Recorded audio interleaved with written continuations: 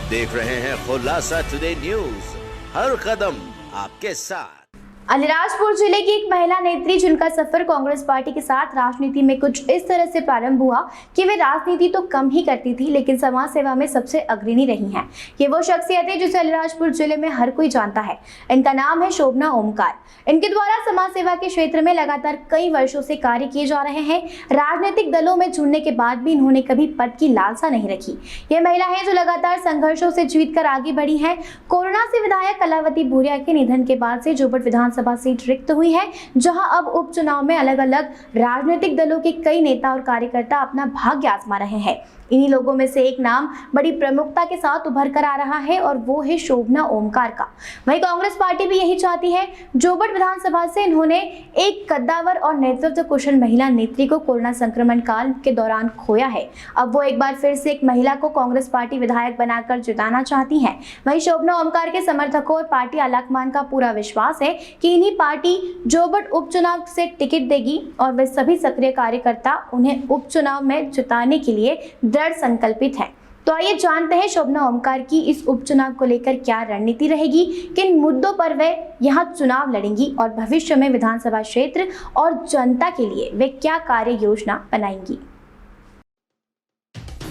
हमारे स्टूडियो में शोभना ओमकार जी आ गई हैं। उनका स्वागत करते हैं, अभिवादन करते हैं। जैसा कि आपको सबको पता है कि जोबट विधानसभा में जो उपचुनाव होना है उसकी सक्रियता बड़ी है। मैडम ने अपने राजनीतिक सफ़र शुरू किया था कांग्रेस के साथ में, लेकिन राजनीति से ज़्यादा आपने जो सामाजिक कार्य किए हैं उसके नाम से आपको, उस काम से आपको पूरे जोबट में जाना जाता है। आज वो हमारे साथ स्टूडियो में हैं और अभी जो उपचुनाव होने वाले हैं उसके अंदर अपनी सक्रियता इन्होंने बढ़ा दी है। हम उनसे कुछ सवाल करेंगे।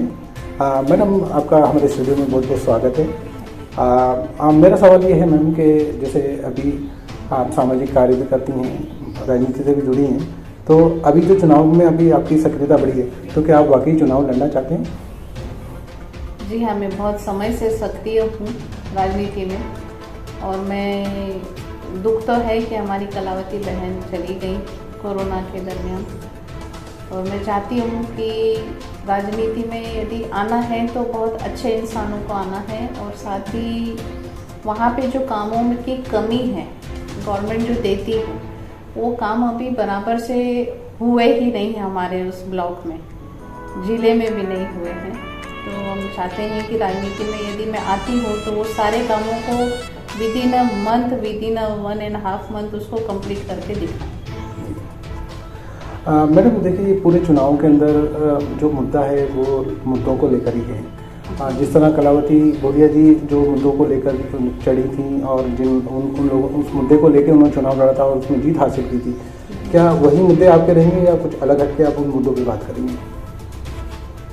उनके जो अधूरे सपने हैं पहले तो हम उसको पूरा करेंगे, और उससे हट के उनको और ज़्यादा उनकी आत्मा को शांति मिले तो वो सारे काम करेंगे जो पब्लिक को चाहना है, जो पब्लिक चाहती है। उनकी जो कमी पेशी है उसको हम पूरा करने की पूरी कोशिश करेंगे और सब मिल के करेंगे। हम एक अकेला नहीं, परंतु जितने भी पार्टी के लोग हैं सब मिल के साथ में उसको पूरा करेंगे। मैडम, जैसे दावेदारी के अंदर भी बहुत सारे नाम आगे आ रहे हैं, सबसे ऊपर नाम आपका चल रहा है उसके अंदर। आलाकमान की तरफ से भी उम्मीद आप जैसे लगा रहे हैं कि आपका नाम उसमें पैनलिस्ट में रखा गया है। अगर जैसे नाम उसमें नॉमिनेटेड होता है और उसके अंदर आपका नाम सबसे ऊपर चलता है, तो बाकी प्रतिद्वंदी भी आपके रहेंगे जो चुनाव में आपको मतलब आपको सपोर्टाइज करेंगे या विरोध करेंगे, तो उनके लिए कुछ आपके पास कोई एक्शन प्लान है या आप उनको किस तरह से कन्विंस कर पाएंगे और अपनी दावेदारी को बरकरार रखेंगे?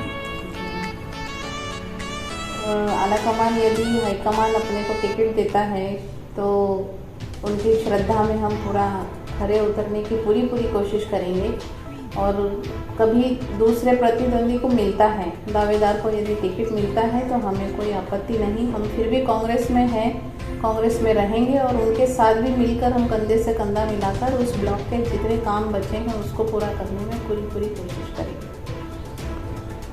लेकिन अभी भी जैसे काम मतलब जो स्टेट गवर्नमेंट है वो अभी जो बीजेपी की है, और कहीं ना कहीं जो काम को लेके मतलब कहीं ना कहीं कुछ अड़ंगे अड़ाए जाते हैं, काम को रोके जाते हैं, जिसकी वजह से जो जोबट का विकास है वो रुका है। आप उसको किस तरह से डील कर पाएंगे स्टेट गवर्नमेंट को, क्योंकि अभी सत्ता में जो है वो आपके विपक्ष के जो आपका मतलब प्रतिद्वंदी हैं भाजपा के हैं, और वो काम के अंदर जो चीज़ें मतलब अड़चन पैदा करते हैं या आपके काम को रोकते हैं, तो उसको कैसे डील कर पाएंगे आप? देखिए, राजनीति में आना है तो दबंग भी बहुत रहते हैं, चाहे वो किसी भी पार्टी की क्यों ना हो। और ईश्वर ने इंसान को सबसे बड़ी ताकत दी है कि वो अच्छे अच्छे जानवरों को बस में कर लेता है।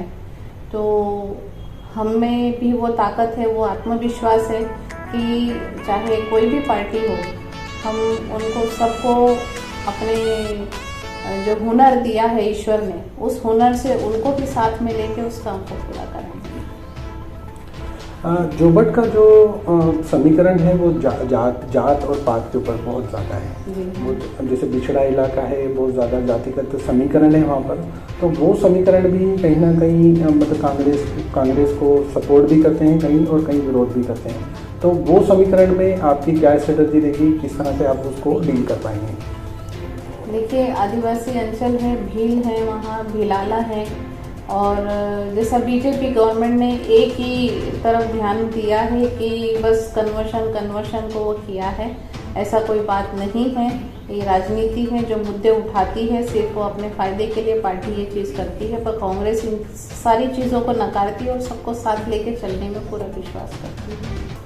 खुलासा टुडे की तरफ से भी आपको बहुत बहुत शुभकामनाएं मैडम कि आप टिकट लाएँ, आप जीतें, और बाकी लोग जो भी प्रतिद्वंदी हैं वो भी आपके सपोर्ट में आए, ऐसी हमारी शुभकामनाएं आपके साथ हैं। थैंक यू वेरी मच, आप हमारे स्टूडियो में आए। Thank you. आप देख रहे हैं खुलासा टुडे न्यूज, हर कदम आपके साथ।